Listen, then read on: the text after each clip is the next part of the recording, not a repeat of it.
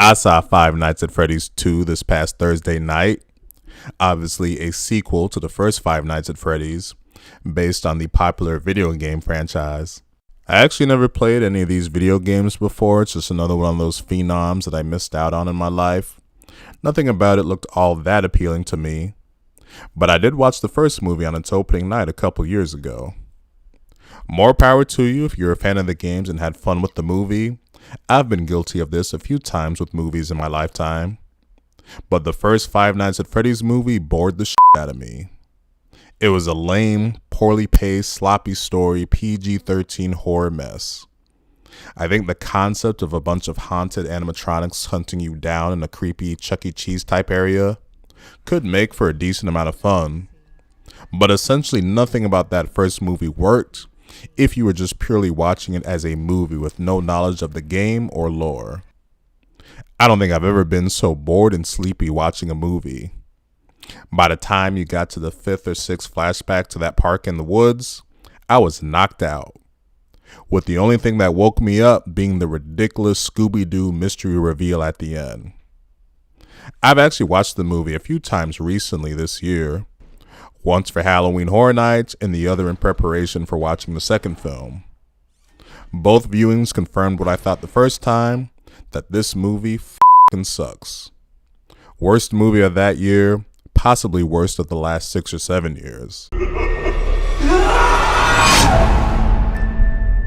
All ranting aside, I thought the trailers for Five Nights at Freddy's 2 actually looked decent. It's easy to make cool looking trailers based out of this concept, but it was actually Five Nights at Freddy's inclusion at Universal Studios' Halloween Horror Nights that piqued my interest for the new film. The franchise was featured as one of the haunted house walkthroughs, and I thought it was a pretty cool experience with the animatronic characters coming at you. You had the sets, the atmosphere. All I could think is that it'd be nice if the movies could replicate this kind of fun.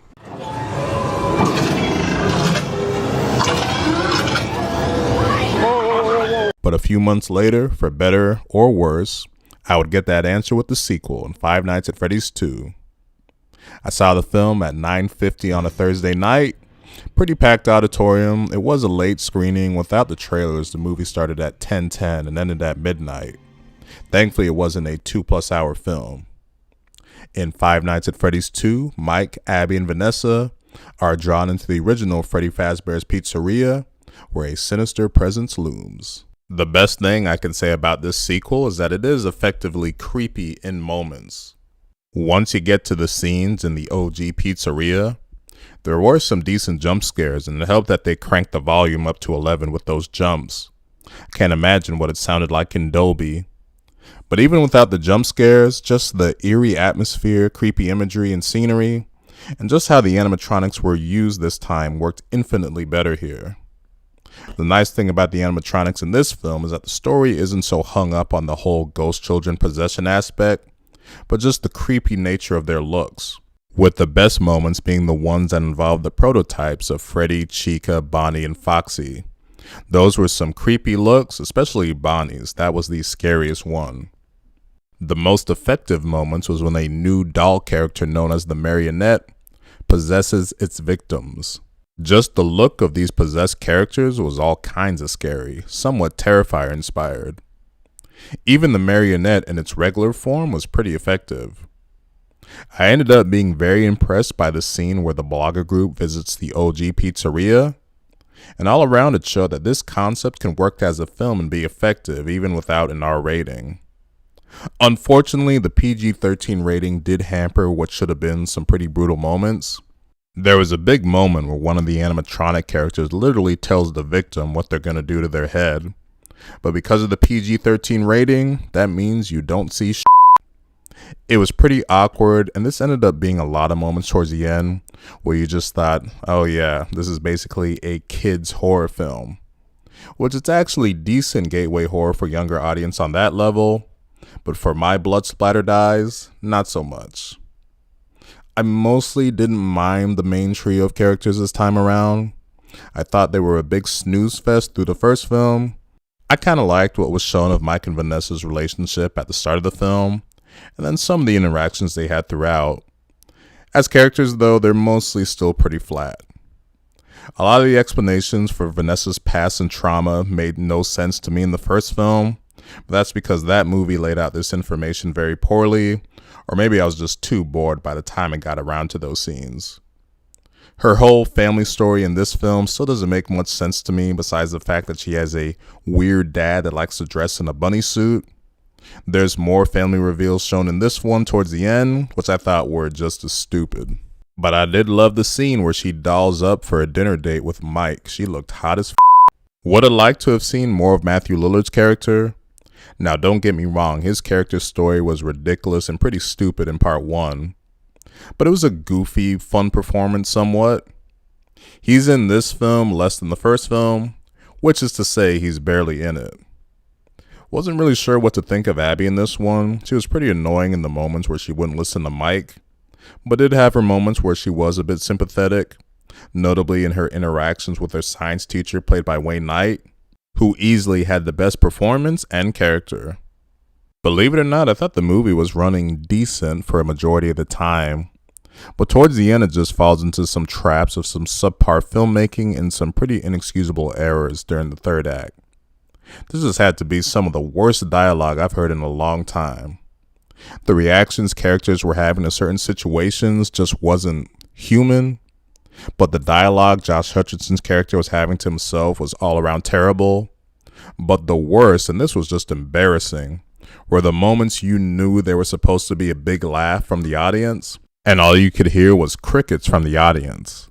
These type of moments and other sloppy filmmaking is where the movie started to skirt off the road after a promising start. Although I did like the moment with the animatronics towards the end. It was definitely a crowd cheering type moment for fans of these characters. But where the first film was a big no for me, I just feel meh about this one, which would count as somewhat of a recommendation based on how I feel about the first film. There was surprisingly enough creepy moments that I did genuinely like, but some lackluster qualities here and there firmly kept it out of being a good movie. It seemed my audience was enjoying the film throughout, but I was very surprised that there was no reaction for the film once it ended.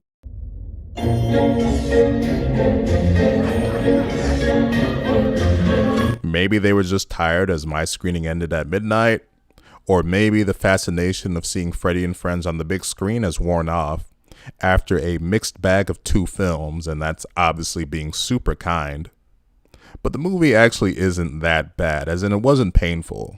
Some of its imagery and moments made me excited for what they could do with a Five Nights at Freddy's 2 for Halloween Horror Nights at Universal Studios, which is where this franchise may be its most enjoyable for me. That, and I was craving pizza afterwards. Now, I went into this film having not seen the reviews, which is how I prefer to see films, and I don't like to look at the Rotten Tomatoes score until after I publish my review. Unfortunately, one of my somewhat big mouth friends spilled the beans for me the day after I saw the film about the Rotten Tomatoes score the morning after, before I had finished this review. If you don't want to see the kind of reviews this movie is getting, tune out now. But Five Nights at Freddy's 2 got a 12% on Rotten Tomatoes from critics. For reference, the first film got a 33%. Can't say I agree with those ratings at all. Five Nights at Freddy's 2 definitely is not a good movie, but it's not 12% bad. Maybe it's just that I went in with super low expectations, but I can't imagine anyone who liked the first film hating this one, as I do think there are legit improvements, which I can always appreciate when a sequel does learn from its predecessor. You know what, let me end this video before I turn into a Five Nights at Freddy's 2 defender. That'll do it for this review of Five Nights at Freddy's 2. If you made it to the end of this video, thank you for watching.